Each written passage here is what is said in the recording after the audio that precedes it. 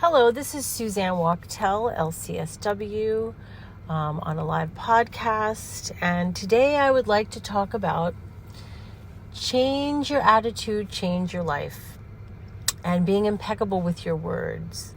So many people have things happen to them. They have loss. They have relationships that don't work out.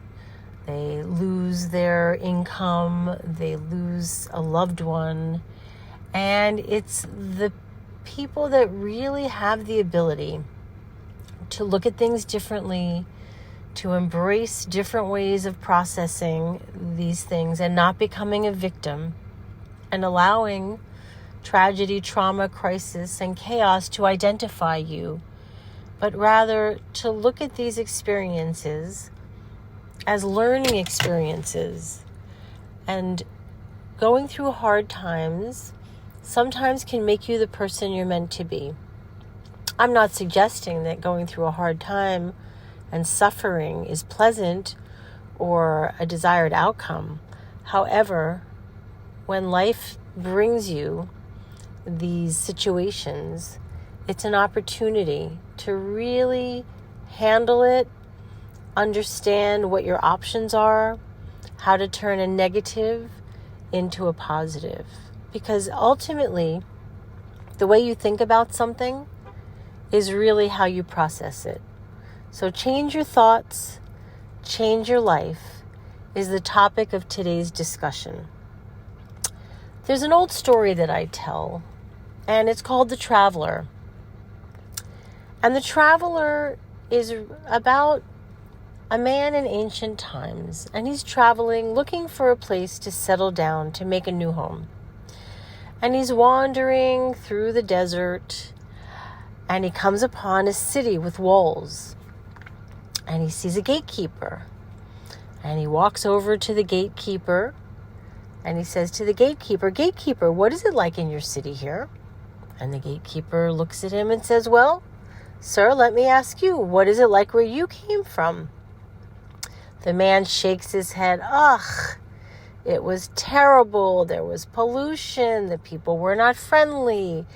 You couldn't make a living. It was a terrible place to live." Well, the gatekeeper shakes his head and says, "Well, sir, I'm sorry to say that's exactly what you will find here." The man, with an attitude and negativity, walks away to discover hopefully the next place. About an hour later, another traveler comes by. And once again, he sees the city and the gatekeeper. And he walks over to the gatekeeper and he says, "Sir, what is it like in your city here?" And again, the gatekeeper says, "Well, sir, what is it like where you came from?" This particular traveler said to the gatekeeper, "Oh, it was beautiful. There were rainbows and vistas. The people were wonderful. It was a beautiful, positive, terrific place to live." And the gatekeeper steps aside, nods his head, and says, "Well, welcome to your new home." The moral of this story is that it's the same city and two travelers with very different perspectives on life. The first traveler was very negative and pessimistic and angry and unhappy, and wherever he goes, there he will be. And the gatekeeper was wise enough to know this.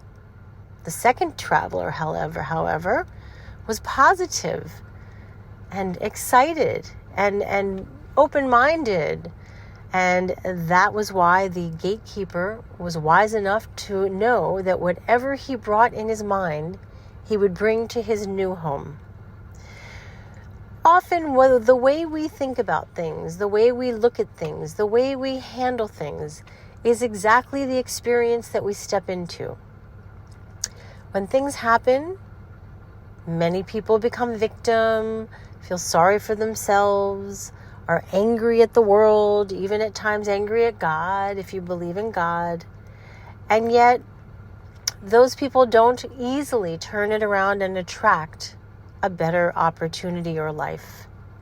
However, people with the tools and the ability to take opportunities, take tragedies, take chaos, and learn from them and see the positive, even in a negative situation. What is the learning experience? What is the wisdom here? What is the eye-opener? How does this make you a deeper, more enlightened person from going through something difficult? Those are the people that are able to be happy and positive no matter what happens, because as you know in life, it's not really what happens to you, it's how you handle it that really makes the difference. So given an example, let's use starting over.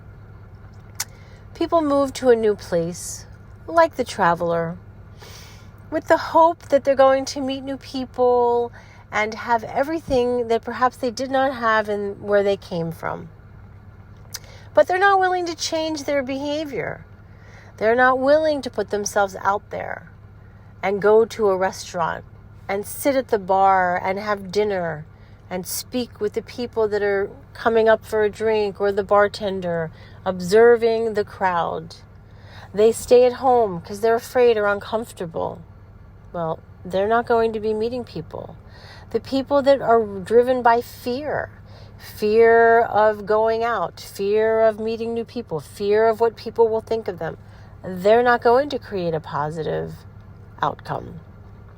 It's actually the attitude of gratitude and hope.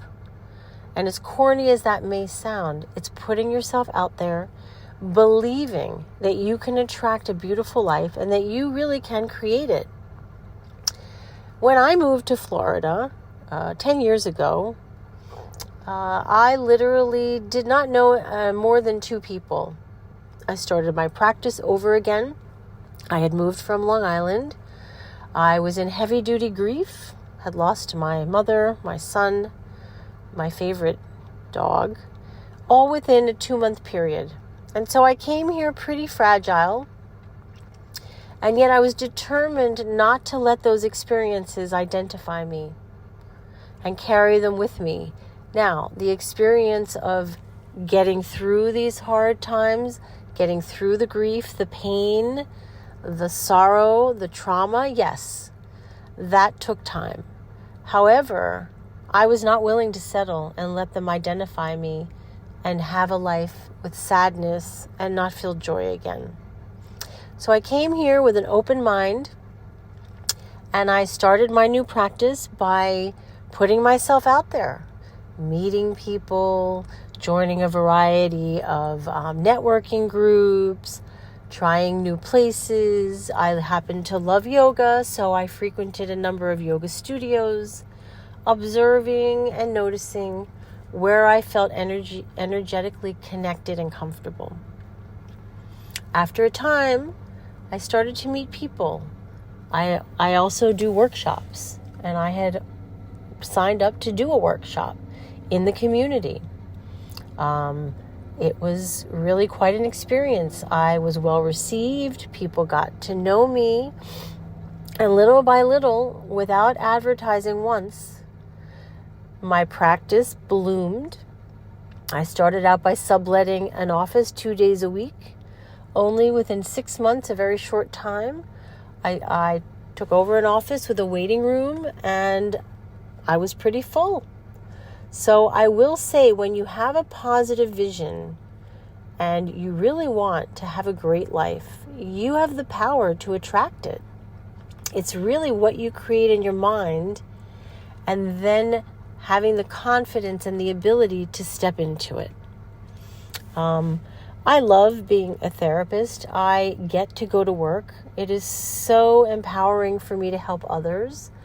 And if I can help one person learn how to take their lemons, take their tragedies and traumas and challenges, and learn how to look at them differently and spin them in such a way, not like Pollyanna, not denial, but to look at reality in such a way that you can benefit from a struggle, you can benefit from a life lesson, and you can come out the other end more positive, feeling lighter and happier, even though you've suffered a tragedy or a trauma or a setback.